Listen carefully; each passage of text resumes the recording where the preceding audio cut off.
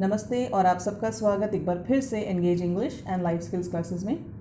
सबसे पहले बधाई, क्योंकि हमने पास्ट टेंस, प्रेजेंट टेंस और फ्यूचर टेंस में सेंटेंस स्ट्रक्चर सीख लिया है। पास्ट टेंस और प्रेजेंट टेंस में तो हमने नेगेटिव सेंटेंसेस को बनाना भी सीखा है। जब दृढ़ता से कोई बात नकारात्मक सेंटेंस के साथ कहनी है तो कैसे कहेंगे, इसको भी हमने नेगेटिव फ्रेजेस के साथ इन दोनों टेंसेस में सीखा है। और आज फ्यूचर टेंस में हम नेगेटिव सेंटेंसेस बनाने वाले हैं। सरल होने वाला है, बस एक बात ध्यान में रखनी है हमेशा की तरह कि नेगेटिव सेंटेंसेस बनाने से पहले ये बात ध्यान में रखने वाली होती है कि जो बात पॉजिटिव सेंटेंस, पॉजिटिव स्टेटमेंट में कही गई है उसका अर्थ ना बदल पाए, वही बात नेगेटिव तरीके से कह दी जाए। तो शुरू करते हैं छोटा सा क्लास।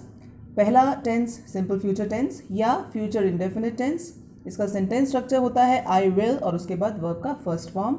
जो दो वाक्य हमने बनाए थे उनमें से पहला सेंटेंस था I will be up late tonight, यानी मैं आज रात देर तक जागा हुआ रहूँगा। देर तक जागा हुआ रहूँगा इसका अर्थ हुआ कि आज जल्दी सोया हुआ नहीं होऊंगा। तो हम कहेंगे आई विल या I'll not be asleep early tonight। awake का उल्टा asleep और late का उल्टा early। तो हमने वही बात नेगेटिव तरीके से कह दी कि मैं आज जल्दी सोया हुआ नहीं होऊंगा, यानी मैं आज देर तक जागा हुआ रहूँगा। दूसरा सेंटेंस था I will stay up late tonight. अर्थ वही था कि मैं आज रात को देर तक जागूंगा। देर तक जागूंगा वर्ब है टू स्टे अप लेट। इसका उल्टा हो सकता है टू गो टू बेड। यदि देर तक जागता रहूँगा तो आज जल्दी सोने नहीं जाऊँगा। आई विल नॉट या I'll not go to bed early tonight। तो ये था सिंपल फ्यूचर या फ्यूचर इंडेफिनिट टेंस में नेगेटिव सेंटेंस को बनाना। सेंटेंस स्ट्रक्चर आई विल और इसके बाद नॉट लगाकर वर्ब का first form. I will not या I'll not और फिर वर्ब का फर्स्ट फॉर्म। अब आते हैं अगले टेंस पर, फ्यूचर कंटिन्यूस टेंस, जब कहना हो कि मैं भविष्य में कुछ नहीं कर रहा होऊंगा। पॉजिटिव सेंटेंस में इस टेंस के लिए जो सेंटेंस स्ट्रक्चर था वो था आई विल बी और फिर वर्ब का ing फॉर्म। जैसे एक वाक्य था आई विल बी या I'll be sleeping over at my friend's house। मैं अपने मित्र के घर पर सो रहा होऊंगा। नेगेटिव यदि बनाना हो तो सेंटेंस स्ट्रक्चर होगा आई विल नॉट बी या I'll not be और फिर वर्ब का ing फॉर्म। अपने मित्र के घर पर सो रहा होऊंगा इसका अर्थ ये हुआ कि मैं अपने घर पर नहीं सो रहा होऊंगा। तो इसी बात को नेगेटिव सेंटेंस में हम ऐसे कहेंगे आई विल या I'll not be sleeping at my house। I'll not be sleeping at my house, मैं अपने घर पर नहीं सो रहा होऊंगा।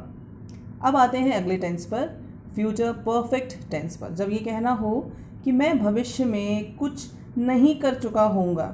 पॉजिटिव सेंटेंस में जो सेंटेंस स्ट्रक्चर था वो था आई विल या I'll हैव और फिर वर्ब का थर्ड फॉर्म यानी कि पास्ट पार्टिसिपल फॉर्म। जो वाक्य हमने बनाए थे वो कौन से थे? एक वाक्य था आई विल या I'll have been awake for 48 hours, यानी मैं 48 घंटे से जाग चुका होऊंगा। 48 घंटे से जाग चुका होऊंगा यानी 48 घंटों से एक बार भी सो नहीं चुका होऊंगा या सोया हुआ नहीं रह चुका होऊंगा। आई विल या I'll not have been asleep even once in 48 hours या for 48 hours। even once यानी एक बार भी। दूसरा वाक्य था I will have taken my power nap। मैं अपनी पावर नैप ले चुका होऊंगा। मैं अपनी पावर नैप ले चुका होऊंगा इसका अर्थ ये हुआ कि मैं लगातार जाग चुका नहीं होऊंगा। आई विल या I'll not have kept awake continuously। continuously यानी लगातार, बिना रुके। सेंटेंस स्ट्रक्चर की दृष्टि से देखें तो यहाँ पर दो हेल्पिंग वर्ब्स हैं, विल और हैव, और नॉट का प्रयोग इन दोनों के बीच में हुआ है। आई विल नॉट हैव और फिर वर्ब का थर्ड फॉर्म। अब आते हैं अंतिम टेंस पर, फ्यूचर परफेक्ट कंटिन्यूअस टेंस, जब भविष्य में ये कहना हो कि मैं कुछ नहीं करता आ रहा होऊंगा।